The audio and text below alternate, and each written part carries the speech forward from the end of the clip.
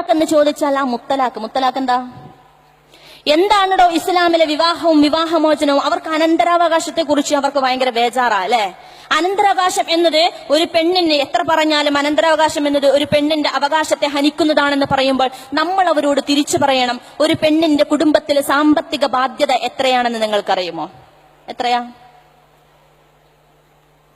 ഒരു പെണ്ണിന് കുടുംബത്തിന്റെ സാമ്പത്തിക ബാധ്യത എന്താണെന്ന് നിങ്ങൾക്കറിയുമോ? നിങ്ങൾ അതിനെക്കുറിച്ചൊന്ന് പഠിച്ചിട്ട് വാ, എന്നിട്ട് നമുക്ക് എന്തിനെ കുറിച്ച് സംസാരിക്കാം? ഇസ്ലാമിലെ പെണ്ണിന്റെ അനന്തരാവകാശത്തെ കുറിച്ച് സംസാരിക്കാം.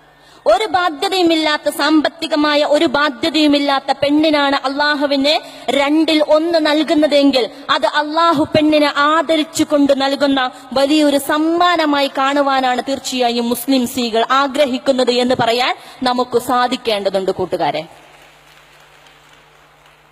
അതാണ് ഇസ്ലാമിന്റെ നിയമങ്ങൾ എന്താണെന്നത് വ്യക്തമാക്കി പഠിച്ചുകൊണ്ട് അതിന്റെ തെറ്റിദ്ധാരണകൾ നീക്കുവാൻ, അഹങ്കരിച്ചുകൊണ്ടല്ല അഭിമാനത്തോടുകൂടി ആ ഒരു സംസ്കാരത്തെ മനുഷ്യർക്ക് മുമ്പിൽ സമർപ്പിക്കുവാൻ തീർച്ചയായും നമുക്ക് സാധിക്കേണ്ടതുണ്ട്.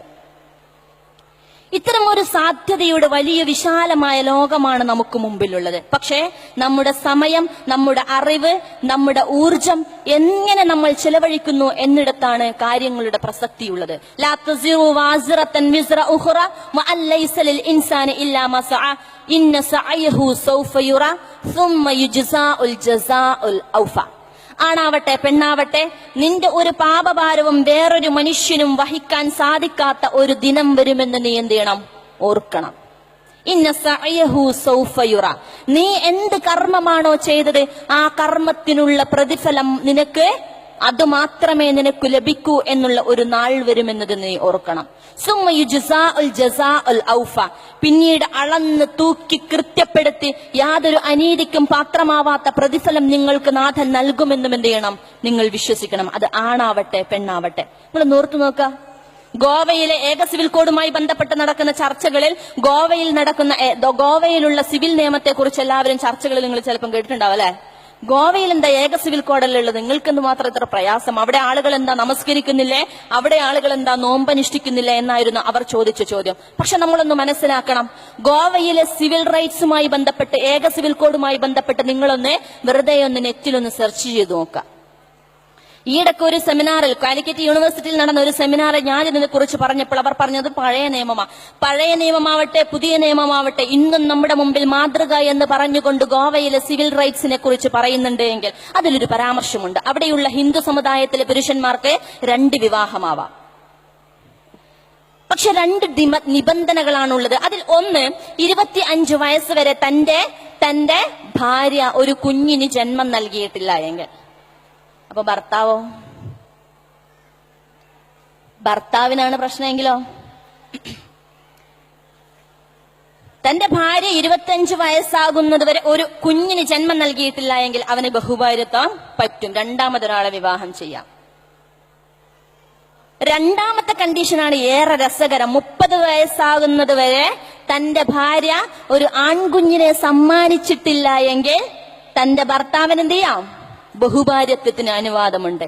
എന്താണ് നിങ്ങൾക്ക് ആൺകുട്ടിയുമായി ബന്ധപ്പെട്ട നിലപാട്? ഒരു ആൺകുഞ്ഞ് ജനിക്കണമെന്നത് എന്റെ സോഷ്യൽ സ്റ്റാറ്റസ് ആയി കണക്കാക്കുന്ന ഒരു സംസ്കാരത്തിന് മാത്രമേ ഇത്തരം ഒരു നിയമത്തിനെ ഉണ്ടാക്കിയെടുക്കുവാൻ കഴിയൂ. നിങ്ങൾ അള്ളാഹുവിന്റെ വിശുദ്ധ വചനത്തിലേക്കും പ്രവാചക നബി സല്ലല്ലാഹു അലൈഹി വസല്ലമയുടെ അധ്യാപനങ്ങളിലേക്കും വരിക. നിങ്ങളിൽ ആരെങ്കിലും 2 പെൺകുട്ടികൾക്ക് ജന്മം നൽകുകയും അവരെ പഠിപ്പിക്കുകയും അവരെ നല്ല മക്കളായി വളർത്തിയെടുക്കുകയും ചെയ്താൽ നാളെ അള്ളാഹുവിന്റെ സ്വർഗത്തിലേക്ക് പ്രവേശിക്കുവാൻ അവർക്ക് സാധിക്കും. അവർക്ക് അള്ളാഹുവിന്റെ സ്വർഗം വാഗ്ദാനം ചെയ്യപ്പെട്ടിരിക്കുന്നു എന്ന ഇസ്ലാമിന്റെ സംസ്കൃതിയാണ്, നേരത്തെ സൂചിപ്പിച്ചതുപോലെ മനുഷ്യൻ നിർമ്മിക്കാത്ത ഒരു ഭരണഘടനയുടെ സംസ്കൃതിയാണ് തീർച്ചയായും ആദരിക്കപ്പെടുന്ന ഒരു സംസ്കൃതിയുടെ അവകാശികളാണ് നമ്മൾ. അൽഹംദുലില്ലാ. ഇങ്ങനെ നമ്മൾ പഠിക്കേണ്ടതുണ്ട്. തീർച്ചയായും ഇത്തരത്തിലുള്ള ചോദ്യങ്ങളെ നമ്മൾ അഭിമുഖീകരിക്കേണ്ടതുണ്ട്. നേരത്തെ സൂചിപ്പിച്ചതുപോലെ പെണ്ണ് അവളുടെ ശരീരത്തിലേക്ക് മാത്രം ഫോക്കസ് ചെയ്യുന്ന ഒന്നിനെയല്ല ഇസ്ലാം പരാമർശിക്കുന്നത് അല്ലെ. ചിരിക്കുമ്പോൾ നിങ്ങൾ എങ്ങനെ ചിരിക്കണം? ഇങ്ങനെ സ്കെയിലൊക്കെ വെച്ച് അളന്ന് കൃത്യപ്പെടുത്തി മുറിച്ചുകൊണ്ട് നീ ചിരിക്കണം. നീ നടക്കുമ്പോൾ നീ ശ്രദ്ധിക്കണം, അതിങ്ങനെ 1 by 1 സ്റ്റെപ്പ് വെച്ചുകൊണ്ട് നീ നടക്കണം. നീ ഒന്ന് ഹായ് ആക്കുമ്പോൾ പോലും നിന്റെ വിരലനക്കങ്ങളുടെ കാര്യത്തിൽ നീ എന്ത് ചെയ്യണം? അതീവ ജാഗ്രത പാലിക്കണം. നീ നടക്കുമ്പോൾ, നീ ചിരിക്കുമ്പോൾ, നീ കയ്യനക്കുമ്പോൾ നിന്റെ സംസാരത്തിൽ എല്ലാ വശ്യതയിലും അല്ലെ, അപ്പുറത്തൊരു ബ്ലേഡ് വെച്ച് ഇപ്പുറത്തൊരു പെണ്ണിങ്ങനെ നിന്നാൽ, അപ്പുറത്തൊരു സോഫ വെച്ച് കിലോമീറ്ററുകൾ ഇപ്പുറം ഒരു പെണ്ണ് നിന്നാൽ, സോഫയുടെ പരസ്യമായി എന്താണ് സോഫയും പെണ്ണും തമ്മിലുള്ള ബന്ധമെന്ന് ചോദിച്ചാൽ ഉത്തരമില്ലാത്ത പരസ്യ ലോകത്തിന്റെ ലോകത്താണ് നമ്മൾ ജീവിച്ചിരിക്കുന്നത്. അപ്പോൾ അല്ലാഹു സുബ്ഹാനഹു വ തആല പറയുന്നു, നീ ശരീരത്തിലേക്കല്ല നോക്കണ്ട, ഒന്ന് പുഞ്ചിരിച്ചാൽ അത് നീ നിന്റെ സഹോദരന് നൽകുന്ന സ്വതക്കയാണെന്ന് പഠിപ്പിക്കുന്ന വിശുദ്ധമായ ഇസ്ലാം. നീ ചിരിക്കുന്നത് എങ്ങനെ വേണമെങ്കിലും ചിരിച്ചോ, പക്ഷെ നീ ഹൃദയം അറിഞ്ഞ് നിന്റെ സഹോദരിക്ക് നൽകുന്ന ഒരു പുഞ്ചിരിയുണ്ടല്ലോ, നീ നൽകുന്ന സ്വതക്കയാണ്, ഗിഫ്റ്റാണെന്ന് പഠിപ്പിച്ച മഹത്തായ സംസ്കാരത്തിന്റെ ഒന്നാണ് ഇസ്ലാം. അതിന്റെ ആളുകളാണ് നമ്മൾ എന്നതിൽ നമുക്ക് അഭിമാനിക്കാം. തീർച്ചയായും നീ ശരീരത്തിലേക്ക് നോക്കി എന്ത് ചെയ്യരുത്, നിന്റെ സമയത്തെ നീ പാഴാക്കരുത്. കരുണാനിധി നമുക്കറിയാമല്ലേ, അതുകൊണ്ട് ഞാൻ പറഞ്ഞുകൊണ്ട് നിർത്തുകയാണ്. ഒരിക്കൽ കരുണാനിധിയുടെ പത്രപ്രവർത്തകർ ഒരു ഇന്റർവ്യൂവിനിടയിൽ ചോദിച്ചു പോലും, അടുത്തിരിക്കുന്ന മകൾ കനിമൊഴിയെ ചൂണ്ടിക്കൊണ്ട് ചോദിച്ചു പോലും, എന്ത് ഇതാരാണെന്ന് ചോദിച്ചു. കരുണാനിധി ഒന്നും അടിച്ചു നിന്ന് അദ്ദേഹം വളരെ ആലോചിച്ചൊരു ഉത്തരം പറഞ്ഞത്രേ, എന്താണ്, ഇതെന്റെ ഭാര്യ രാജാത്തി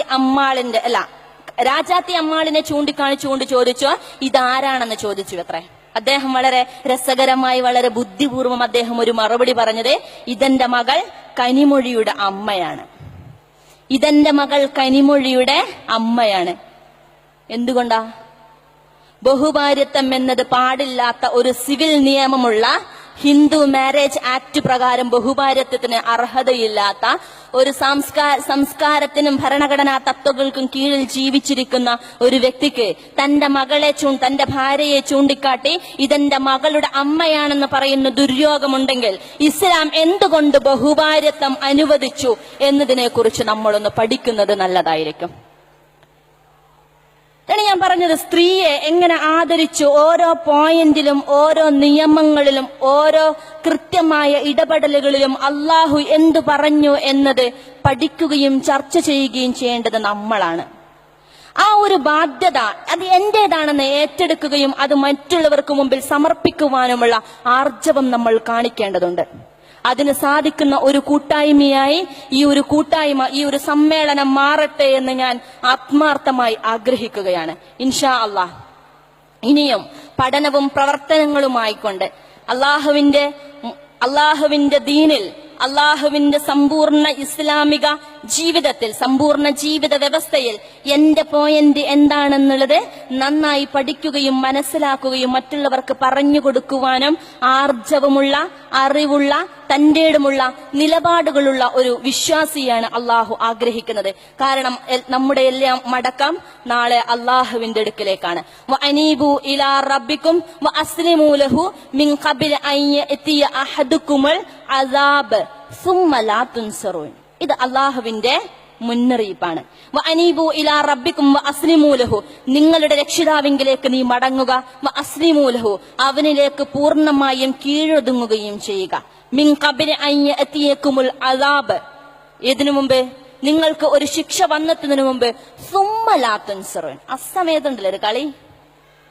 ആ സമയത്ത് നാഥ എനിക്ക് ഒരു ദിവസം ഒരു രാവും പകലും നൽകിയിരുന്നുവെങ്കിൽ ഞാൻ അക്കും മിനസ് സാലിഹീൻ, ഞാൻ സൽക്കർമ്മകാരികൾ ഉൾപ്പെടുമായിരുന്നു നാഥ എന്ന് പറയുന്ന ഒരു സമയത്തിന് നാഥന്റെ മുമ്പിൽ അവസരമില്ല എന്ന് നിങ്ങൾ ഓർക്കുക.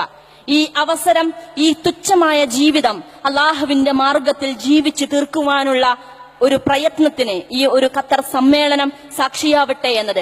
ഒരു സമയത്ത് സെക്യുലറിസത്തിന്റെ സഹതാപത്തിനോ മറുവശത്ത് ഫാഷിസത്തിന്റെ രാഷ്ട്രീയ ഒളി അജണ്ടകൾക്കോ അതിനപ്പുറത്ത് മതപൗരോഹിത്യത്തിന്റെ അനിസ്ലാമികമായ കടിഞ്ഞാണിനോ യാതൊരു പ്രസക്തിയുമില്ല എന്ന് ചൂണ്ടിക്കാണിക്കുന്ന ഒരു സമ്മേളനമായി, അതിലേക്ക് ഒന്നാമത്തെ ചുവട് വെക്കുന്ന ഒരു സമ്മേളനമായി ഖത്തറിന്റെ ചരിത്രത്തിലെ ഈ ഒരു വനിതാ സമ്മേളനം മാറട്ടെ എന്ന് ഒരിക്കൽ കൂടി ആശംസിച്ചുകൊണ്ട് ഞാൻ എന്റെ വാക്കുകൾ അവസാനിപ്പിക്കുകയാണ്.